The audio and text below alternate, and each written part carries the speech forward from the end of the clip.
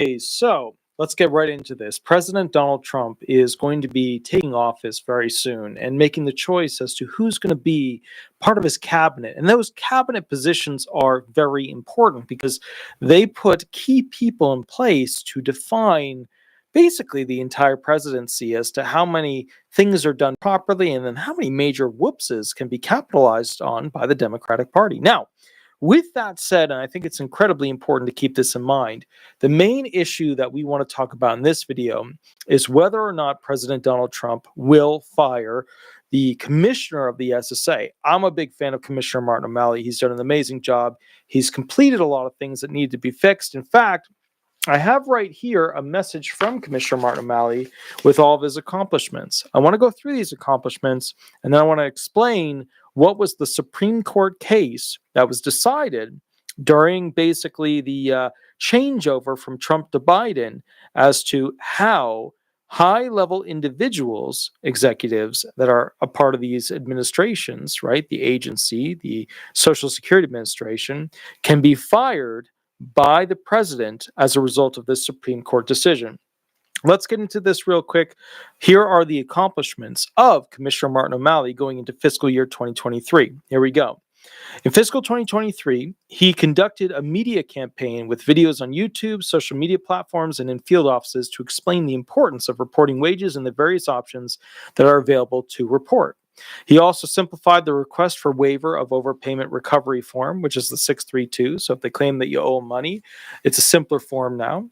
He also initiated a fraud risk profile and completed several fraud risk assessments to ensure the integrity of the programs. So to be very clear with this thing, he was fundamental in figuring out who was most likely to potentially cause harm to those trust funds that you're all relying on. He revised the NAFC charter to mandate quarterly meetings and ensure ongoing collaboration, as outlined in the Office of Management and Budget (OMB). In the December of 2021 memo, he held the third annual Anti-Fraud Summit in September of 2023. The summit brought together agency and OIG leadership to address fraud issues facing the agency. Now, he provided mandatory anti-fraud training for all employees. He updated the representative payee system to ensure we perform background checks at least once every 5 years for all non-exempt representative payees for Social Security beneficiaries. So basically, they got a background check for all the attorneys and non-legal reps now too. He received the Certificate of Excellence in Accountability Reporting for the 25th year in a row, an unprecedented accomplishment in the federal government, which demonstrates our dedication to transparency and accurate financial reporting. He also, to be fair, in fiscal year 2023, was working together on getting Social Security Works, this idea, or Social Security is this checking program that allows him to go and see how the employees are doing and whether or not they're being successful with completing tasks and how many tasks they have. Fiscal year 2024 and 2025, we plan to improve equity in the SSI program by increasing underpayment processing of our oldest and highest priority cases, including those disproportionately impacted by poverty. We are reassessing fraud risks in the e-services and administrative programs and complete the disability program's fraud risk reassessment and the enumeration and debt management fraud risk profiles. Sorry, it's a little bit late. And some of these things are always tough to read because it's like not how you would write it for somebody to actually like enjoy it. It's just like goobly gobbly, like classic CEO language of like fraud assistance, FACB, LEMM program achieved, not blah, blah, and they do that stuff. And it's a little late for that, but here we go. Reassess fraud risks in the representative payee and SSI programs. Complete the reassessment of fraud risk in the e-services department, administrative and representative payee programs, and the disability fraud risk profile. You see what I mean? It's just basically like a lot of commas of like, and we did this and commas rather. Reevaluate the NAFC charter to ensure it reflects current roles, responsibilities, and agency objectives and initiatives. We will hold mandatory quarterly meetings and the annual anti-fraud summit. Maintain a corp of 35 SAUSAs to deter Social Security fraud. Investigate and prosecute individuals who defraud the government and secure court-order restitution for the agency.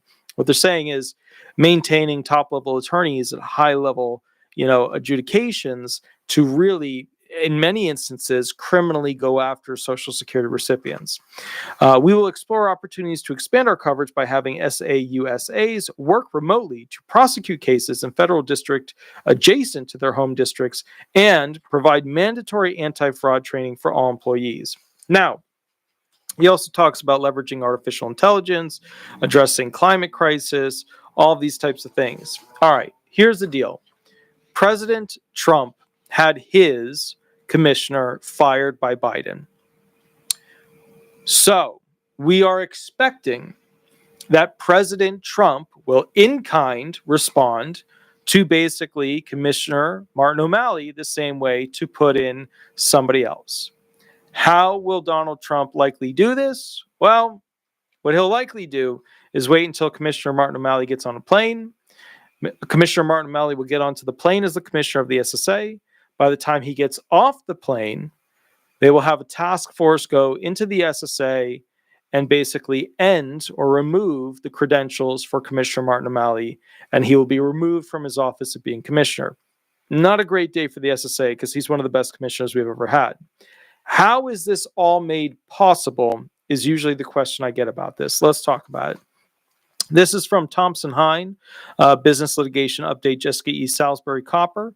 She was a partner in Dayton. Let's go through this real quick. On June 29th, okay, the U.S. Supreme Court, now this is back in like 2020-ish, not 2024, 2020. This is when the Supreme Court decision was coming out.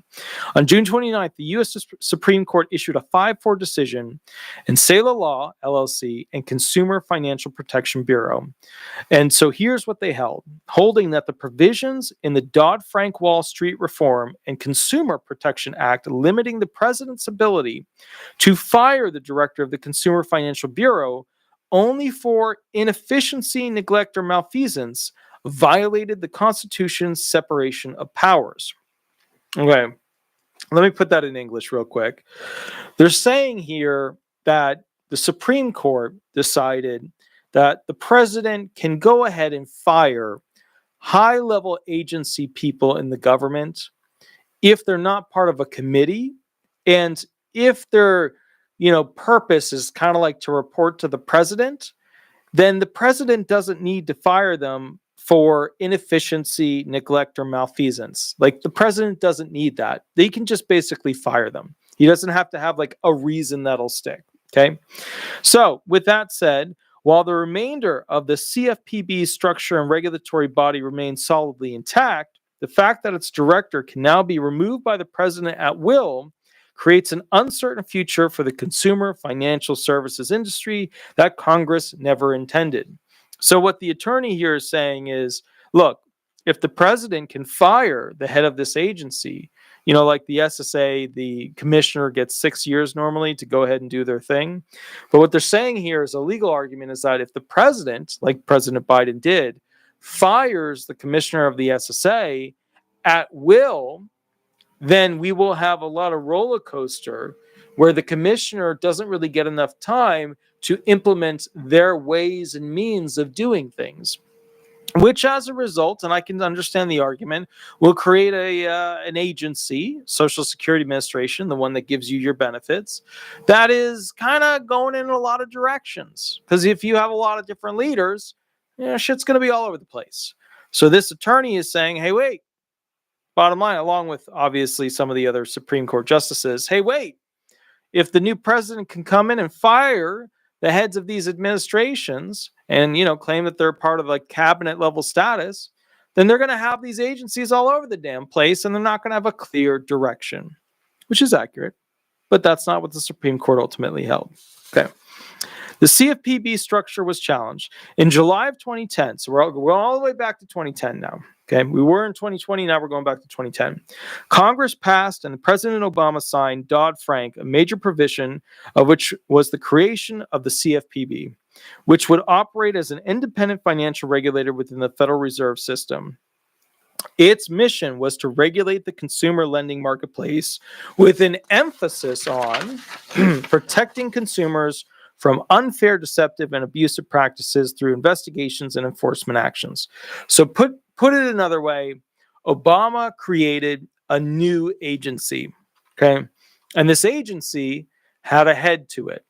It wasn't a committee. It was like a one-person head. And the thing was, when they created this agency, the idea of it was to protect consumers from asshole financial gurus. Okay? That was the whole gig here. All right. Congress intentionally established the CFPB's directors' terms would last 5 years, longer than a sitting president, which is 4 years. And then the SSA, just so you know, is 6 years. 6 years. There you go. So it's a little late. So I was about to give you the 4-4. Sorry, the 4-2, but then I was like, no, I'll get lazy. All right, there you go. So 6 years for the SSA. So with that said, the idea was that since this particular person would last for 5 years, and that the director could only be removed for inefficiency, neglect, and malfeasance, right?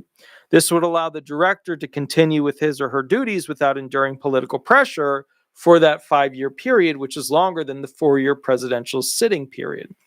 Now, in 2017, the CFPB, then headed by Richard Cordray, its first director, who was appointed by President Obama, issued a civil investigative demand to seal a law to determine whether the firm had engaged in unlawful acts or practices in the advertising, marketing, or sale of debt relief services. So seal a law was advertising that they're going to fix your debt problems. Yeehaw, they can do this, they can do that. They can rub your back and make the debt go away kind of gig. You know, those types of advertisements.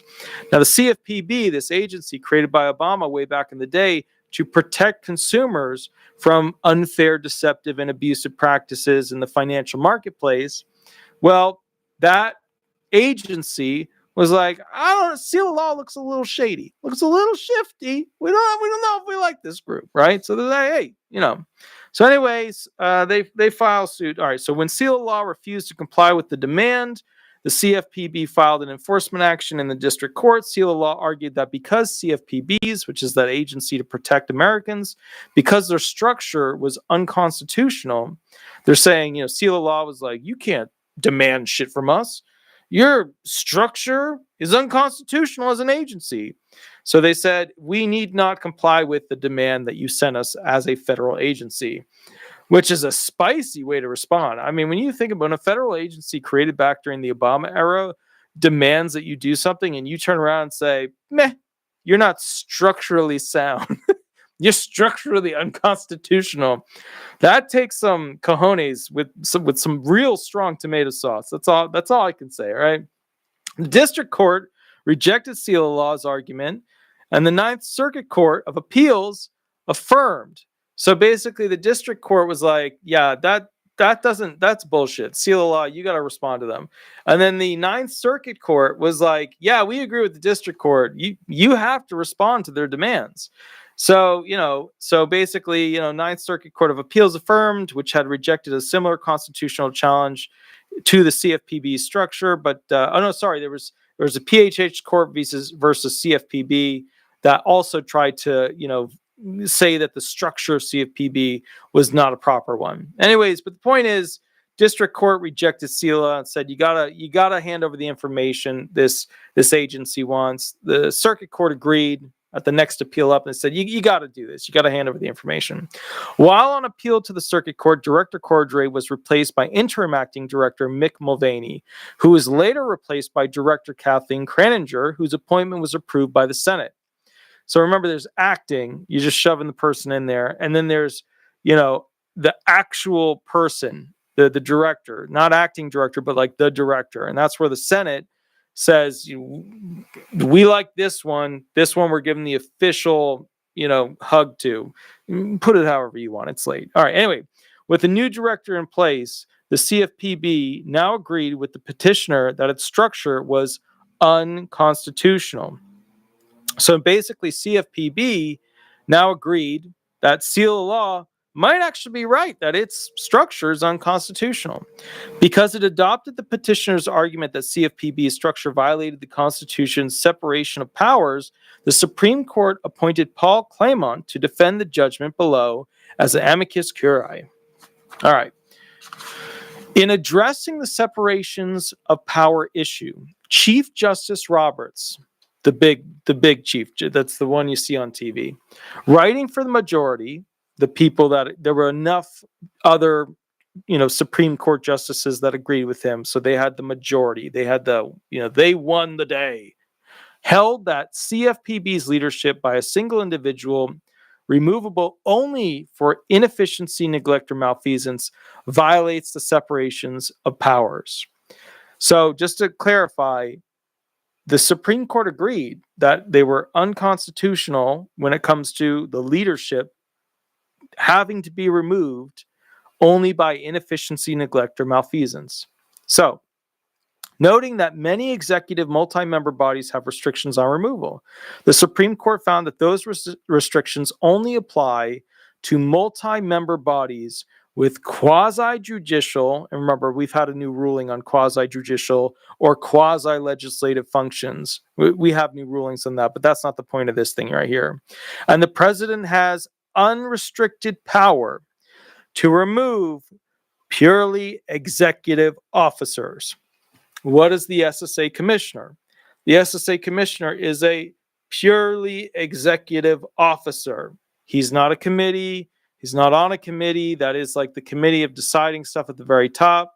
He is purely an executive officer. Commissioner Saul was when he was fired by Biden. Commissioner Martin O'Malley will potentially be one when he's fired by Trump. Okay? All right. Now, because the CFPB director functions purely as an executive, it is not a multi-member commission and wields vast executive power. The court concluded that Dodd-Frank's restrictions on the president's ability to remove the director violated the separations of power. This conclusion had the potential to seriously alter the consumer financial regulation landscape, given the number of regulations the CFPB has established since its inception in 2010. However, diving further, the court ultimately found that the unconstitutional portion of Dodd-Frank relating to the CFPB's director was severable from the remainder of the act. Okay, so here we go. Here's what you need to know. So ultimately, the result of SELA law may appear to be much ado about nothing, but that is not the case. What's the impact on that industry? Because it's shared. It's going to be a similar impact to the SSA. Not missing a moment, the very day the Supreme Court issued its opinion, former CFPB Director Richard Cordray penned an opinion column in the Washington Post entitled "Why the CFPB's Loss at the Supreme Court is Really a Win," in which he notes that because of the ruling, even though Director Kraninger had been confirmed for a 5-year term lasting to December 2023, after today's ruling, she can be dismissed at any time, including January 20th, 2021, when a new president may take office. His statement is entirely correct and shows a significant problem created by SELA law. As noted above, Congress wants the CFPB to be free from political influence.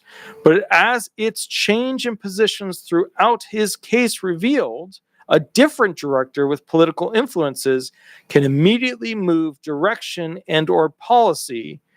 All right, so here's what they're saying. They don't want these agencies, these regulations, or these regulatory bodies being politically maneuvered every 4 years when a new president comes in. But because they are headed by such a high-level executive individual that in many instances reports directly to the president, that individual is like a cabinet member. And through separations of power, they're saying, hey, wait, president should have the capacity to terminate this person at will without having to see negligence, malfeasance, or any of that jazz. Okay. This means the industry could see drastic shifts in regulatory interpretation, enforcement, and creation every 4 years. Perhaps seeing this as a potential issue, Senator Deb Fischer, Republican, Nevada, reintroduced legislation that would turn the CFPB director into a multi-member panel, much like that of the FTC. Historically, such proposals have never gained traction in Congress, but perhaps with the SELA law decision, it will. Thus, while the CFPB structure remains the same post-SELA law, the future of its direction remains very much in question and may change significantly every 4 years. Now you know the Supreme Court case that basically decided the situation. Now let me tell you what happened with the transition when President Biden got in. President Biden did not want an SSA commissioner That was a Republican appointee. President Biden called the commissioner's office and, I'll just say the VP, like the vice president of the SSA. So the commissioner's like the president and the VP is the person down. He called both of them and said, I want you to resign, right? And then Commissioner Saul said, hell no, hell no. And then the second in command just resigned because he was like, I'm not getting into this with the current president. It ain't going to happen. Commissioner Saul said, I'm not resigning. So Commissioner Saul got onto a plane. Commissioner Saul's credentials were pulled. And then magically, within a short period of time, Commissioner Kijikazi was put in place. Now, she was an acting commissioner. Commissioner Martin O'Malley was a full tapped commissioner. Senate confirmed all that jazz. So here's basically the gig, just so you understand what's going on. Okay. Originally, President Biden was trying to fire Commissioner Saul. And his plan to fire Commissioner Saul was because of how Commissioner Saul handled dispersing of supplemental payments from COVID to SSI beneficiaries. What happened? Commissioner Saul, when having to put together this big list of SSI recipients' names who would be getting that supplemental check from COVID, right? A stimulus check. He had to put together this list, get it over to the IRS so that they could go ahead and send out that money to all these different people, okay? So here's the reality. When he did that, he argued, as Commissioner Saul would, he was a business guy, that it was not within the chartered requirements of the SSA that all those employees should have to do their regular jobs and then on top of that, figure out this whole giant list to send over to the IRS to send out those stimulus checks. So he went to the IRS and he said, hey, IRS, you owe us more money so that we can pay my employees more money. It's a smart business move. They required more of the employees. He went to the IRS, who has the purse strings, and said, hey, pay up more money for my employees. They deserve it because their job didn't include this, and now you're giving them a new job. So you want us to get it done? You want us to get it over to you? You better pay us more money. The IRS came back and said, all right. It took them a little bit of time. All right, we'll pay you more money to your employees. We're going to give it to you. Now, what happened to the SSI recipients? You will recall that the SSI recipients were late on getting their stimulus checks, which made Biden not look so good. And when that happened, Commissioner Saul basically made President Biden look bad to all these SSI recipients, which isn't good because there's like 7 to 8 million SSI recipients who basically could potentially not vote for Biden in the future as a result of not getting their stimulus checks on time. Because, remember, people are going to hate the president. They're not going to know about the commissioner of the SSA. That's going to go right over their head. Most people don't have analysis skills in this country that are at the required level to really know who to be mad at, who to hate. Okay? So the reality here is, to be fair, and I know you're going to throw me under the bus when I say this, but when it comes to supplemental security income benefits, the poverty benefits, the analysis, right? So if we have analysis skills, right? Can't do analysis skills at all, Einstein level analysis skills. Your SSI people are usually more around here because they don't have as much education. They've always been in a poverty situation. So they got great street smarts sometimes, But when it comes to higher level analysis, lots of levels of analysis, that's not usually their game. So what President Biden was worried about is he was sitting back and going, hey, I'm going to lose these 7 to 8 million votes because they didn't get their stimulus check on time. So President Biden was then eyeing Commissioner Saul and said, hey, Commissioner Saul, what the hell are you doing? You're making me look bad. And that with this Supreme Court precedent, President Biden didn't have to show that, basically Commissioner Saul was negligent or he was, doing this wrong or doing that wrong. Here, let me give you the exact language. He didn't have to prove that Commissioner Saul was screwing up with inefficiency or screwing up with neglect or screwing up with malfeasance, right? He didn't have to prove that. All he had to do was pick up the phone, call him, ask him to resign. When he wouldn't resign, fire him. And that's what he did. Now, fast forward, we're ending Biden's presidency. Now we're coming into Trump's presidency again. Trump has a bone to pick because Commissioner Saul is a buddy of President Trump. Commissioner Saul, rich guy, rich Jewish gentleman from New York City, lots of art, owned cachet stores in the malls. I grew up walking past them thinking that's fancy women's clothing. Bottom line is this. Commissioner Saul didn't get a good gig on his going away party. President Trump is fully aware of this. It's almost like a betrayal from the Democratic Party as to how they treated President Trump's pick. President Trump will likely try to do the same thing to Commissioner Martin O'Malley. Now, I would love to see Commissioner Martin O'Malley stay and do what he's been doing, which is amazing. So he's been fixing so much at the SSA. There's like so many things, so many categories of things he's been fixing that needed to be fixed. He's like the first super pro claimants representative. He's the first time I've seen the SSA not be snarky, selfish sons of nah. You know what I mean? It's the first time I've seen the SSA actually be the humanistic agency that it was created to be. It's the first time I've ever seen that. It almost feels weird when I see it. When he does something, I'm like, oh shit, I didn't realize we could go in that direction of having people have the right thing. Because, under Commissioner Saul, every time we lawyers would sue the SSA about some right that a claimant would have, and Commissioner Saul, like that next year, that shit was pulled right from the regs, and the claimants didn't have that right anymore. That was their gig. They were famous for that one. So, my point here is, I think what's potentially going to happen is that President Trump will likely fire Martin O'Malley, and it's not because Martin O'Malley isn't doing an amazing job. He is.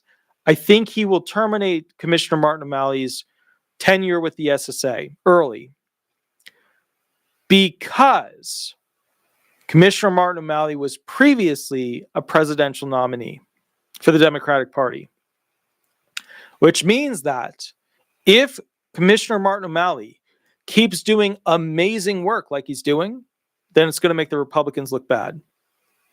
And then after 4 years, Commissioner Martin O'Malley, who would be a great presidential candidate, will go ahead and run against whoever Trump wants to support after his final 4 years of being president. To me, this is a maneuver that basically President Trump would do for political reasons to stomp out any potential of Commissioner Martin O'Malley having a full successful 6 years to fix and make the Social Security Administration a better place. If Commissioner Martin O'Malley was not going to run for president thereafter, I think President Trump would be a total, complete idiot to not leave him in. But at the same time, Commissioner Martin O'Malley is doing this job to become president one day, which is why we're in such a unique situation. We've never had a presidential hopeful that came from the SSA. It's always ambassadors, right? Somebody from the DOD, somebody from the DOJ. It's always that stuff. But it's never somebody coming from the SSA. The SSA is not the breeding ground for the future president of the United States. It's never been that. I don't know if it will ever be that. But think about it. If you could fix the Social Security Administration, there's enough votes there that you could become president of the United States. And that is what Trump is afraid of. So that's the tricky problem we have here, which is called politics. What would be best for the nation is a commissioner who adds a humanistic side, figures out what the problems are, finds solutions for those problems, gets them rolling, gets them put in place, and then measures the shit out of how well they're doing. Commissioner Martin O'Malley. That's what we need. We need a guy like that in the SSA. We also need, to be fair, somebody who's a great business person to run the country. You may have noticed the country when it comes to immigration, when it comes to, the dollar's worth, when it comes to the petrodollar's use, when it comes to the reserve currency, you may have noticed that was not run so well over the past 4 years. You may have noticed that the American people are suffering very badly. None of them have savings. Their student loans are out of control. It's a shit show. It's very bad. You may have noticed this. So the reality to this situation is we need a great business leader, not a goddamn politician in the White House. We need a great business leader because the economy is the most important thing to people on restricted incomes. Think I'm wrong? What would have been better? A stimulus check of $1,200 or the stuff that you buy not doubling in price? Right? Obviously, you would gain more from things being at the same rates that they were when Trump was in previously, right? Right? So if things did double in price at the grocery store, okay, and I'm not talking about how they index and measure and cost of living adjustment, I'm talking about actual items with brand names on them that you have to buy to feed yourself, gasoline to fill your car. I'm talking about real stuff here, not how they do their cost of living adjustment math.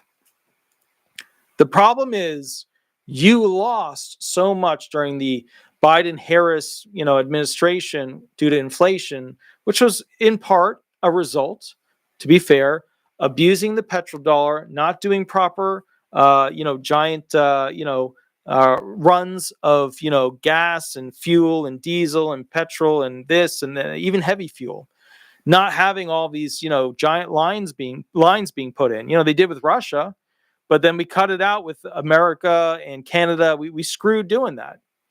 So the problem is we essentially screwed over the farmers, the oil industry. We messed up our trade opportunities that were there. We no longer have control of options with the Middle East to go ahead and pull their raw resources. It all went to hell. And then on top of that, you had mega corporations basically price plundering, okay? They got away with it because there was not a strong leader in the White House. This happened, and then we had mass immigration. Lots of people came in. Some people like to use the word illegal. Some people don't. But the bottom line is, a lot of those people, a chunk of them are going to go on SSI benefits now as refugees, asylum seekers, entrants. So to be fair, the country was not going in the right direction. When you see borders being welded literally open, the gates welded open, you got to wonder, how the hell did this happen? So that's what sucks about this situation is that we as a country would do the best if we had Trump fixing our economy and our international relations and how we use oil in the international market, right? And then if we had Commissioner Martin O'Malley fixing the SSA, that's our golden ticket there. That's the best you can get. That's the grava. But we're not going to probably get that because of politics. Trump would be worried about him being too successful and then being a true competitor to the Republican Party. And so what happens is the best interests of the American people will likely come second to the success of the Republican Party at the next election. But, remember, Biden did the same thing to Commissioner Saul. It ain't like one has clean hands, the other has clean. No. They're both, you got two parties and both are, they got their Lucifer, stickers on both sides. You know what I mean? So, Old School Trucker did a $10 donation. I super appreciate that. Let's see. He said, we all need to write a letter to Trump to keep Commissioner Martin O'Malley, or he put MOM. So here's the thing. I have a lot of ideas that I want to send to Trump and then basically see if I can go ahead and communicate to him the importance of Martin O'Malley. You have to understand timelines. What will probably happen is one of three things. Number one, he will terminate Martin O'Malley the moment he gets in. Number two, he'll give Martin O'Malley 2 years, and then he'll switch it over to a political, person that will rah inside the Social Security Administration. Same exact thing that Biden did. Biden, 2 years out or whatever, got rid of Commissioner, Kijikazi, who was not a political person, and swapped in Martin O'Malley, who is a political person. He's also kicking ass and setting stuff up and doing well. So the point is, you might either see Commissioner Martin O'Malley terminated right away, 2 years in with a switch to a political party person that's with the Republican Party, or you will see Commissioner Martin O'Malley kept until Trump gets something to use against him, like in a Hollywood movie, to destroy his potential of becoming president. David did a massive donation. Thank you for the $49.99 donation. That's absolutely amazing. I super appreciate that. I love the pair jumping up in the city. That's awesome. Very, very cool. Thank you guys for doing that. That's amazing. And it helps me keep making these videos too. So the point here is, those are your three main options as to what will likely happen to Commissioner Martin O'Malley. He's going to have to be very careful, but he's doing a great job. If you get a chance, he has this entire thing over here, which I've been reading. Hold on, let me find it real quick. If you get a chance to read the message from the commissioner, right, it's well done. It's a little bit CEO-ish, where everything's like titled in like, actionable terms, but it's good. You can see the direction of things and where it's going. All right, with that said, you guys have an amazing, wonderful night. I have to wake up, work at the law firm in the morning, Attorney Walter Hnot, disability attorney. I will catch you all a little bit later. Please remember to like and subscribe and become a member if you want. Totally up to you. We have 40 likes in here, 41 likes. There you go. Of 114 people. It is super late. It is almost 2 a.m. I've got to actually wake up early, so I got to run to the bed after this. But please remember to go to Google, type in Disability Resolution Law Firm or Disability Resolution Florida. Throw some stars up there. I love seeing those in the morning. Also, very important, I will catch you all a little bit later. You have a wonderful night. I go live on Mondays and Thursdays to answer questions. And if you need a private hour, little mini contract is in the section below the profile area. I will catch you guys later. I see Foxy Dog at you pause there. You have a wonderful night, and we will catch up down the line. Thank you so much. All right. Bye-bye, everybody. Bye-bye.